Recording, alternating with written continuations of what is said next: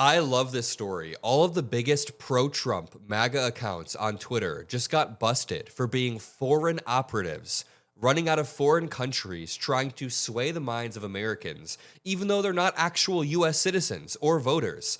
Now, Elon Musk implemented a new tool that allows you to see where an account is run, where the account originated, where it sends all of its tweets, and that tool backfired on Elon Musk and the MAGA sphere so much so that liberals, people on the left, are now vindicated. Micah points out, Democrats have rung the alarm bell about foreign psyops for almost a decade now. We were laughed at, smeared, called hysterical, but now it's undeniable. MAGA is and always has been a foreign-backed operation to destabilize, divide, and eventually destroy the United States. We've been talking about this on this channel for a while. How much does Vladimir Putin benefit? How much do our enemies in Iran salivate when they see the United States divided internally over elections?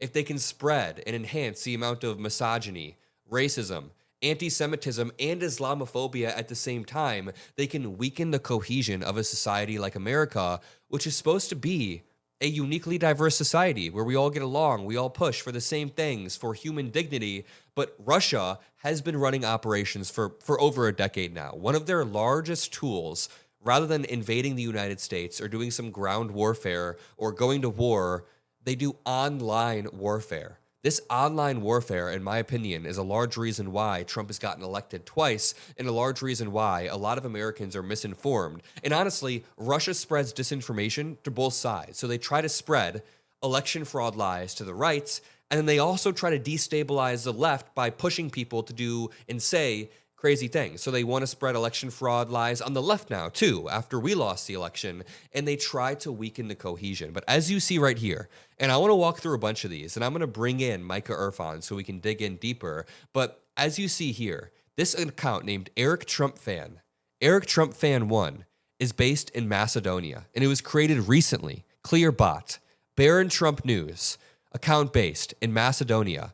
Kai Trump Official Commentary, based in Macedonia. Caroline Levin News, based in Macedonia. This all happened after X launched a transparency feature that reveals your account history. It gets even worse. Harry Sisson goes, here's a thread of MAGA accounts getting exposed for being outside of the United States. Starting here, Europe. Red-pilled nurse joined in Europe in 2024. A clear bot and one of the biggest players in the online MAGA sphere just exposed, their account blown out as a complete foreign op. This Tom Homan account, who pulls a lot of views, has a lot of narrative control. This is what you have to understand. We are up against a slew of foreign bots on a daily basis that are pushing narratives that are intentionally designed to weaken the social cohesion of America, intentionally designed to spread severe disinformation, spread, like I said, Islamophobia and anti-Semitism in the same breath so that people in this society are at each other's necks.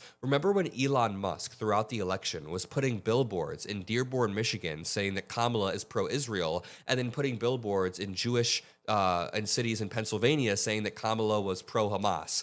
Elon Musk and Russian psyops quite literally use the same tactics, and now it's manifesting into this big blob on Twitter where everybody is pushing towards this far-right authoritarian populism that you see sprouting up in the United States and across Europe that is being pushed by bots, by Elon Musk. To continue, I could go on all day with this thread. Harry Sisson points out, an Ivanka Trump news account based in Nigeria. See, why would an Ivanka Trump news account based in Nigeria have this much sway, this much boost, unless it was foreign ops? An account in Bangladesh. Ultra MAGA Trump 2028 is actually from Nigeria. I mean, I have so many more.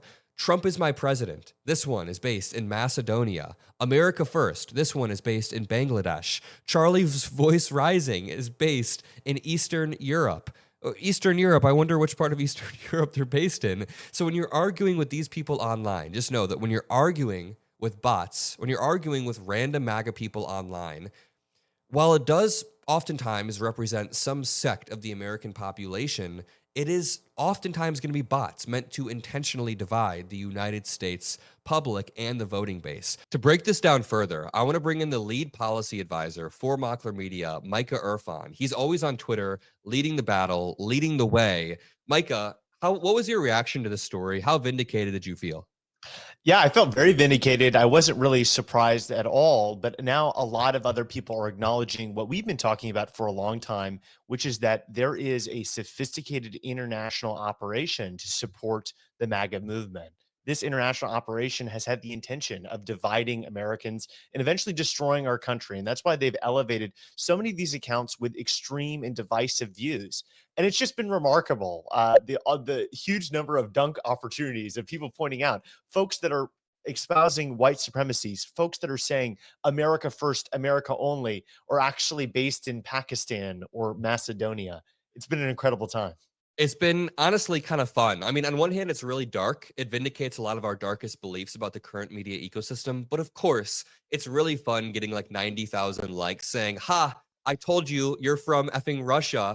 And it really makes sense seeing all these accounts pushing the most divisive election fraud lies, all these accounts pushing the most divisive hatred. And to be honest, the type of pro democracy progressivism that you and I believe in, at least I believe, I know that we both believe in the same strain of this pro democracy liberal progressivism. It's harder online to sell that when we're surrounded by bots that are incentivized to push the most extremist divisive rhetoric. So it's so much easier for someone like Nick Fuentes or Candace Owens or Tucker Carlson to push a pro Russia narrative, an anti democracy narrative, or a pro Trump narrative, and just an anti democracy narrative, I guess, in the same coin.